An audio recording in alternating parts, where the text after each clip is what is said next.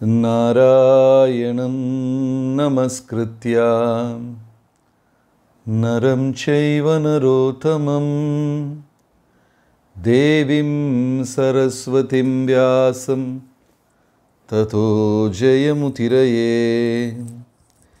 हे कृष्ण करुणा सिन्धो दीनबन्धो जगत्पते गोपेश गोपिका कान्त राधा कान्त नमोस्तुते।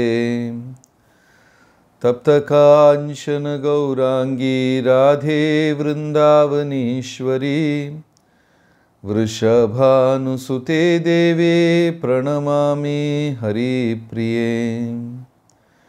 जय श्री कृष्ण चैतन्य प्रभु नित्यानंदा श्री अद्वैत गदाधर श्रीवासदि गौर भक्तवृंदा।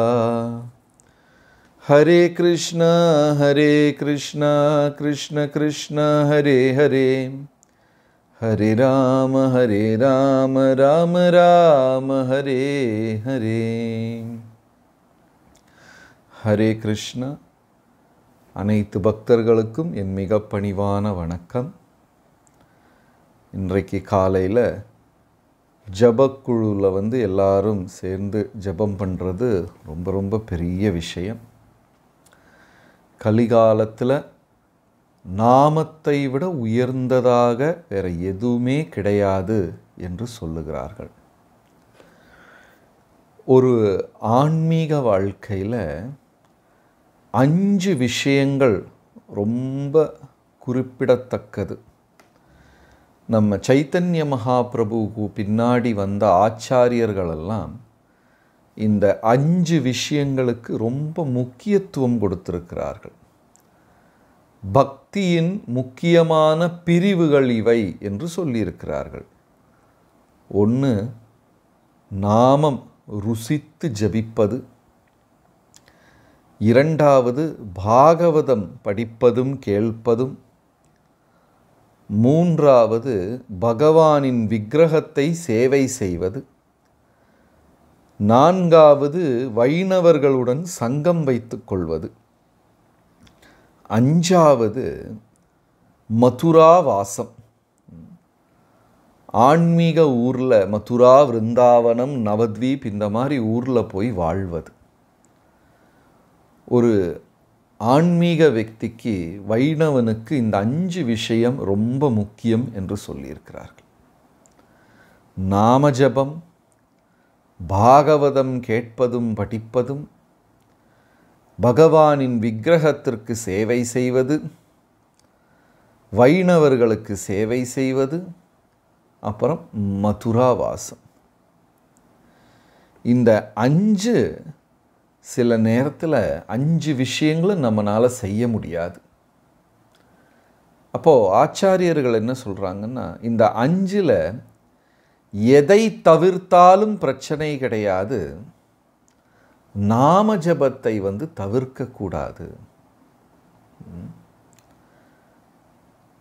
எப்படி ஒரு மனிதனுக்கு மூச்சு விடுவது ரொம்ப முக்கியமோ அதைவிட உயர்ந்தது நாம ஜபம். நாம ஜபத்தில் இருந்து தான் அழகான வைணவ குணங்கள் எல்லாம் உருவெடுக்கிறது. இப்போ நீங்கள் இந்த கலியுகத்தில் பார்த்தோம்னா ஒரு மனிதனுக்குள்ளையும் நன்மைகள் அதிகமா தவறுகள் அதிகமா அப்படின்னு பார்த்தா நமக்கு எல்லாருக்கும் உள்ள தவறுகள் தான் அதிகம். இப்போ இந்த காலையில் ஜபக்குழுவில் 500 பேர் பக்கம் இருக்கிறோம்.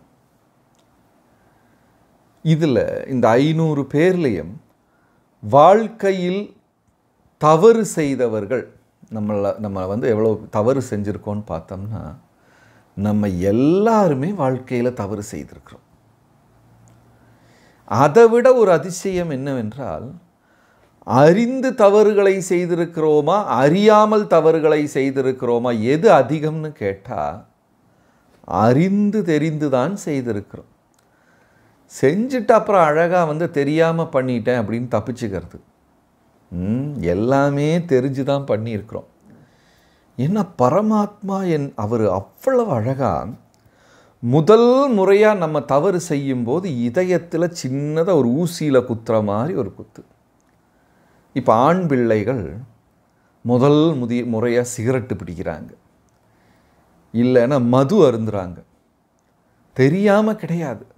பரமாத்மா என்ன பண்ணுமாம், இதயத்துக்குள்ளே இருந்து நீ இதை செய்யாதே செய்யாதே செய்யாதே அப்படின்னு சொல்லி இதயத்திலிருந்து அந்த ஒரு இது வந்துட்டே இருக்கும். முதல் முறை அது செய்யும் பொழுது தவறு, இரண்டாவது முறை அது செய்யும் பொழுது பழக்கம், ஹேபிட்.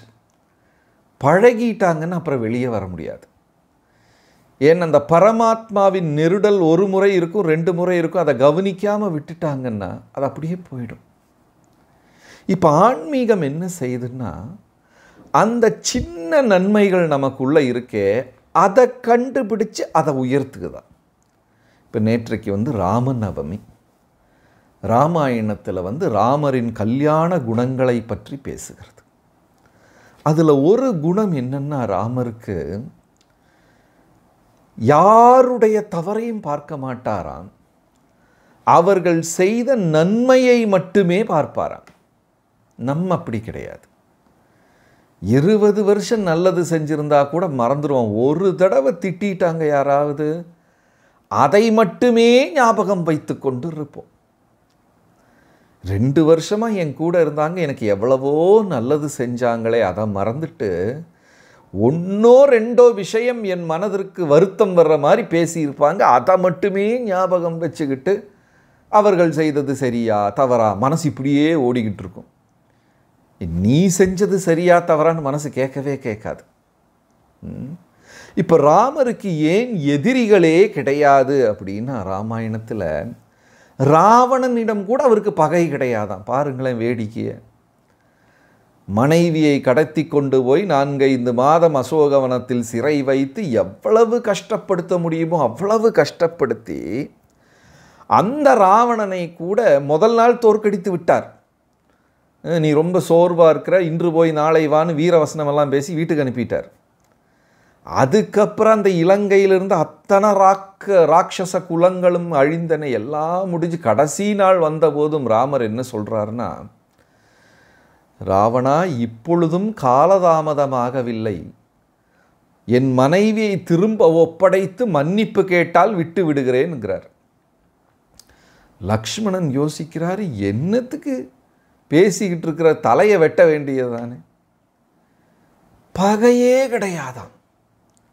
ஏனென்றால் அவருனால இனி ஒரு மனிதனின் தவறை பார்க்க முடியாது.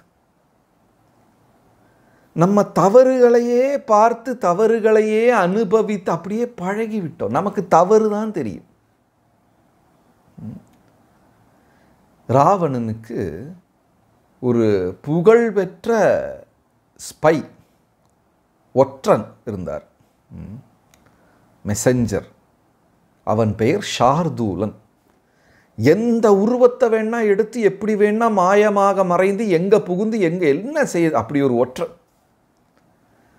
அப்போ ராவணன் அந்த ஷார்தூலனை அழைத்து, ஷார்தூலா, ராமரும் அவரது படைகளும் கடற்கரைக்கே வந்துட்டாங்க, பாலம் தாண்டி வந்துட்டாங்க, யாராலையும் தடுக்கவே முடியல, நீதான் என் மிக சிறந்த ஒற்றன், நீ எப்படியாவது போய் அவர்கள் திட்டம் என்ன, எப்படி தாக்குவதற்காக திட்டம் செய்கிறார்கள் எல்லாம் தெரிந்து கொண்டு வா அப்படின்னு ஷார்தூலனை அனுப்ப. அவன் ஒரு பெரிய மாயாவி. அவன் என்ன செய்கிறான், வானரர்கள் வேடத்தில் போய் அவங்களுக்குள்ள பூந்து விட்டார். வானரர்கள் கரெக்டாக கண்டுபிடிச்சிட்டாங்க, இவன் நம்மாளு கிடையாது, மனுஷனை ஏமாற்றலாம், குரங்கையெல்லாம் ஏமாற்ற முடியாது. ஏன்னா அவங்க சண்டை போடுறதே கொஞ்சம் விசித்திரமாக வித்தியாசமாக தான் வானரர்கள் சண்டை போட்டாங்க. ராவணனுடைய மைந்தன் இந்திரஜித் ஒரு முறை அம்பையும் வில்லையும் எடுத்து வச்சுக்கிட்டு அப்படியே திவ்யமாக மந்திரம் சொல்லிக்கிட்டு இருப்பார். மந்திரம் சொல்லி தான் அந்த அம்பை விட முடியும். மந்திரத்தை சொல்லிக்கிட்டு இருக்கும்போது ஒரு குரங்கு மேலே ஒன்று கடிச்சு வச்சிரும், மந்திரமெல்லாம் வீணாக போயிடும். இப்படி தான் அவர்கள் சண்டை போட்டு கொண்டிருந்தார்கள். இப்போ எப்படியோ வானரர்கள் கண்டுபிடித்து விட்டார்கள், இவன் ஷார்தூலன் நம்மால் கிடையாது, மரத்தில் கட்டி வச்சு அடி அடி நடிக்கிறாங்க. அவன் ராமா ராமான்னு கத்துக்கிறான். ராமர் விபீஷணனிடம் கேட்டார், யாருப்பா என் பேரை காலையில் கத்துறது? விபீஷணன் சொன்னார், பிரபு அவன் அரக்கர்களிலே ரொம்ப தலை சிறந்தவன், சார்தூலன். ஒற்றர்களில் பயங்கரமான ஆள், எப்படி வேணா புகுந்து வேஷம் மாதிரி நம் திட்டத்தை கண்டுபிடிக்க வந்திருக்கிறான். சரி அடிக்காதீங்க, என்கிட்ட கூட்டிட்டு வாங்க. கூட்டிட்டு வந்தார்கள். அவன் பயந்து நடுங்கிக் கொண்டிருக்கிறான், சார்தூலன் தலை போய்விடுமே என்று. ஆனால் ராமரின் கண்ணில் அப்படி ஒரு கனிவு, பரிவு, அன்பு, பாசம், அவனை எதிரியாவே பார்க்கல. ராமருக்கு முன்னாடி வந்த உடனே அவன் மனசு ரொம்ப இதமாகிவிட்டது. உனக்கு என்னப்பா அப்படின்னு கேட்குறாரு. உடனே நான் ராவணனின் ஒற்றன், திட்டங்கள் அறிந்து கொள்ள வந்திருக்கிறேன். ராமர் சொல்கிறாரு, அவனுக்கு என்னெல்லாம் தெரியணுமோ விபீஷ்ணா எல்லாம் சொல்லி கொடுத்துரு. நம்ம திட்டம் என்ன, எப்படி தாக்கப் போகிறோம், நம் வியூகங்கள் என்ன, எந்த படை வரப்போகிறது, அவன் கேட்பதும் கேட்காததும் எல்லாமே சொல்லி கொடுத்துருங்கிறாரு. எல்லாருமே அதிசயமாக நிற்கிறார். அந்த சார்தூலன் திகைத்து போய் நிற்கிறான். இப்படி ஒரு மனிதரை நான் பார்த்ததே கிடையாது. இதயம் மாதிரி கண்ணாடி, இந்த கண்ணாடி, இந்த இதயத்தில் ஒளிவு மறைவே கிடையாது. இப்போ பாருங்கள், நம்ம 500 பேர் இருக்கிறோம். இதில் வாழ்க்கையில் ரகசியமே இல்லாத யாராவது இருக்கிறீங்களா? என் வாழ்க்கை ஒரு திறந்த புஸ்தகம் சார், எனக்கு ரகசியமே கிடையாது அப்படின்னா பச்சை பொய். என்னெல்லாம் வச்சுக்கிட்டு இருப்போம். சிலப்போ பக்கத்தில் போனால் திகைப்பு வந்துவிடும், அப்படியெல்லாம் ரகசியங்க வச்சுருப்போம். எல்லார் வாழ்க்கையிலையும் இருக்கும். ஆனால் ராமர் அப்படி ஒரு மனிதர் இருக்க முடியுமா அப்படின்னு சார்தூலனுக்கு ஒரு எண்ணம். திரும்ப போகும்போது அவன் மனசில் ராமரை புகழ்ந்து கொண்டே போகிறான். அங்கே ராவணன் கிட்ட போய் சார்தூலன் சொல்லுகிறான், இதுதான் அவர்கள் திட்டம், இப்படி வரப்போகிறார்கள், அப்படி தாக்கப் போகிற. ராவணனுக்கு ரொம்ப சந்தோஷம். கழுத்தில் இருந்த முத்து மாலை எல்லாம் கலட்டி கொடுத்து விட்டார் சார்தூலனுக்கு. சார்தூலா உன்னை மெச்சினோம் அப்படின்னு எல்லாம் சொல்லி. சார்தூலன் மெதுவாக கதவு வரைக்கும் போயிட்டு, ஹே ராட்சச ராஜா, எனக்கு ஒரு கருத்து இருக்கு, சொல்லட்டுமா? தைரியமாக சொல் அப்படின்னார் ராவணன். சார்தூலன் சொன்னான், இப்பவும் காலதாமதம் ஆகவில்லை, சீதாதேவியை திரும்ப ஒப்படைத்தால் இலங்கை தப்பித்து விடும் என்று சொல்ல கேட்ட உடனே ராவணன், அதுக்கு ஒரு நிமிஷம் முன்னாடி மெச்சின மனிதன், புகழ்ந்த மனிதன், தன்னுடைய சந்திரகாசத்தை தூக்கி ஒரே வீசு சார்தூலன் மேலே. சார்தூலன் கத்திக்கொண்டே ஓடுகிறான். என் எதிரி ராமன் என்னை கட்டி அரவணைத்து நான் கேட்டதும் கேட்காததையும் சொன்னார். என் தலைவன் ராவணன் என்னை பாதுகாக்க வேண்டிய, அவன் என்னை கொல்ல நடக்கிறான். இதில் யார் உண்மையானவர் என்று சொல்லிக்கொண்டே ஓடுகிறார். அதாவது பகையே கிடையாதாம் ராமரின் இதயத்தில். ஹரே கிருஷ்ணா இயக்கத்தில் ஒரு தடவை ஒரு திருடரை வந்து சேர்ந்துட்டார். அவர் பாவம் ஏதோ திருட்டு தொழிலை பண்ணி ஜெயிலெல்லாம் பிடிச்சி போட்டாங்க. வெளியே வந்தார், வாழ்க்கையே கிடையாது. எங்கே போனாலும் நான் திருடன்னு சொன்னால் யாராவது வேலை கொடுப்பாங்களா? நல்லவேன்னு சொன்னாலே பொண்ணு கொடுக்க மாட்டேங்கிறாங்க. அப்புறம் திருடனுக்கு எங்கே வேலை கொடுக்கறது? அப்படியே ஊரை சுற்றி கடைசியில் இஸ்கான் கோயிலில் வந்து சேர்ந்துட்டார். எல்லாரும் கேட்டாங்க, நீ என்னப்பா பண்ணிக்கிட்டு இருந்த? நான் திருடிட்டு ஜெயிலுக்கு போனேன்னு மட்டும் சொல்லலை, வேற எல்லாம் சொல்லிட்டார். சரின்னு கோயிலையும் ஆளை கிடச்சிதேன்னு சொல்லி சேர்த்துக்கிட்டாங்க. இந்த திருடன் நல்ல மாதிரி அங்கே சேவைகள் செய்வது, துடைப்பது, காலப்போக்கில் அவர் மனது தூய்மை அடைந்து விட்டார், நல்ல பக்தராகி விட்டார். ஒரு நாளைக்கு பிரபுபாதர் அந்த கோயிலுக்கு வர்றாரு. கோயில் தலைவர் எல்லாரையும் அறிமுகம் செய்கிறார் பிரபுபாதருக்கு. இவர் வந்து பூசாரி, நல்லா பூஜையெல்லாம் செய்வார், இவர் புத்தக விநியோகம் செய்யக்கூடியவர், அவர் பிரச்சாரம் செய்யக்கூடியவர், இவங்க இப்படி எல்லாரையும் அறிமுகப்படுத்துகிறார். பிரபுபாதரும் எல்லாரிடமும் அன்பாக பேசுகிறார். அந்த வரிசையில் நம்ம திருடரும் வந்துட்டார்.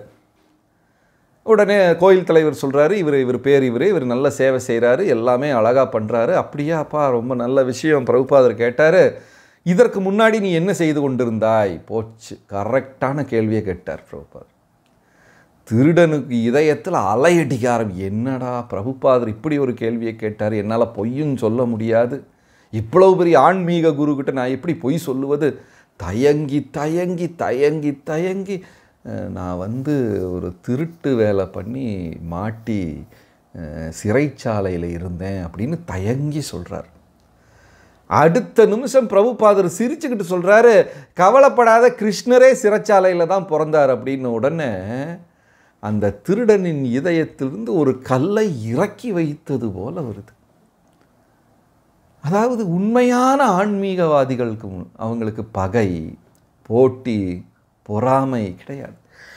எதிரியின் வாழ்க்கையிலும் நன்மையை பார்க்கிறார்களாம். அதாவது நம்ம ஜெபம் பண்ணுறோம், புத்தகம் படிக்கிறோம், இதெல்லாம் சரி. இதனால் நமக்கு மாற்றம் வரவில்லை என்றால் என்ன பிரயோஜனம்? வீட்டில் இருக்கிறவங்க சொல்லுவாங்க, காலையில் எந்திரிச்சு ஜபமாக பண்ணுற, கிருஷ்ணா கிருஷ்ணாங்கிற உன்னால், ஆனால் ஒரு கோபத்தை கட்டுப்படுத்த முடியலையே, நீ சண்டை போடுறதை குறைக்கவில்லையே அப்படின்னு வீட்டில் இருக்கிறவங்க நம்மளை கிண்டல் செய்து கொண்டிருப்பார்கள்.